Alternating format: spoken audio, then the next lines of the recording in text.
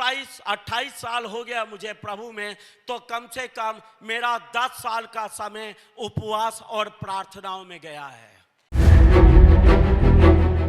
2 तरह के उपवास हैं, चॉइस आपकी है।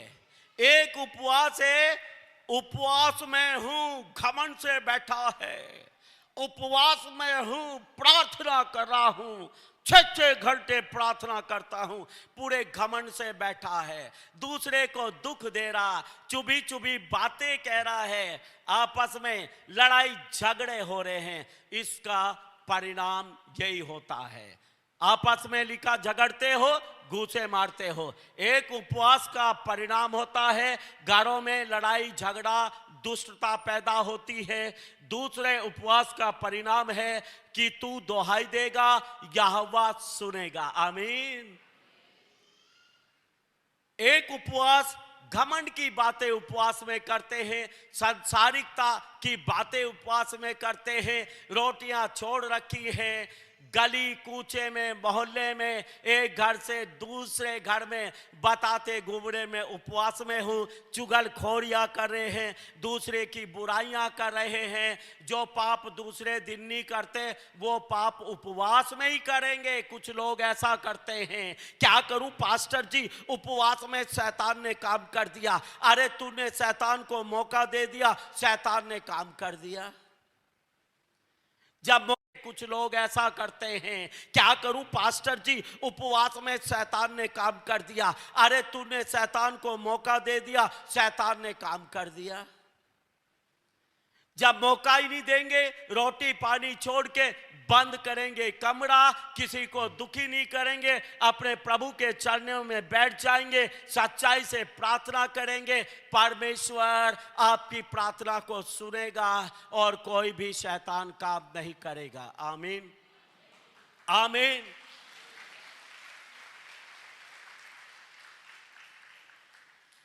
उपवास में हैं, भूखा है उसे रोटी दो। उपवास में हैं, अपनी सास की सेवा करो। उपवास में हैं, अपने ससुर की सेवा करो। उपवास में हैं, अपने परिवार की सेवा करो। उपवास में हैं, दूसरों के लिए प्रार्थना करो। उपवास में हैं, दूसरे के दुख को देखो, समझो, जानो और परमेश्वर के सामने रखो। तब परमेश्वर आपके उपवास का प्रतिफल आपको देगा और आपकी दुआएं सुनी जाएंगी।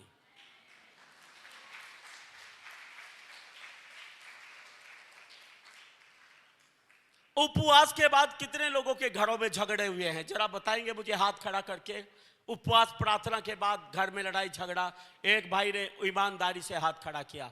और 2 और बहन लोग फटाफट खड़ी कर लो, 10 20 50 जल्दी जल्दी फटाफट। इनका तो मुझे बहुत अच्छी से पता, और खड़ा कोई हाथ नहीं करेगा हैं। करना जरा उपवास के बाद घर वाले के साथ धक्का मुक्की, गाली गलौज कितनों ने करी। करो करो करो करो, बेशरम होके हाथ खड़ा करो। शाबाश, ठोको ताली जोरदार।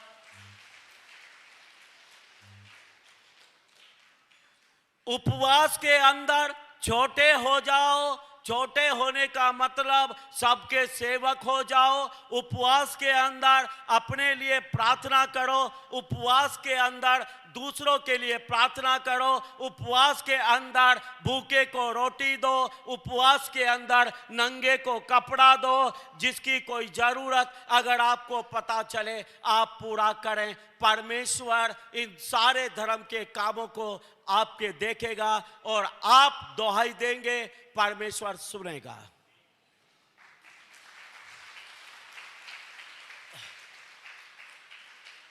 उपवास आधे दिन का रख सकते हैं। प्रभु से बोल के, प्रभु 2 बजे तक उपवास रखूंगा, 2 बजे तक उपवास रखूंगी। फिर 1 कप चाय पी लिया या पानी पी लिया, 2 बजे तक कुछ भी नहीं। उपवास से माँ थोड़ा सा दूध गर्म करके ला दे, भूख लग रही, थोड़ा केला खा लिया, थोड़े से सेब खा लिए, 2 बजे तक काम चला लिया। ओ क्या शानदार उपवास है। मैं तो ऐसा बहुत लंबा लंबा रख सकता हूं। आमीन। जिसको मर्जी गाली दी, जिसकी मर्जी चुगलखोरी करी, जिसकी मर्जी बुराई कर दी, पास्टरों के बारे में उल्टा सीधा खूब उस दिन बोल दिया।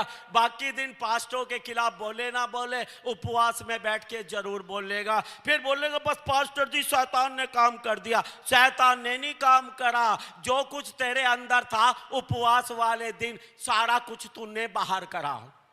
ठोको ताली।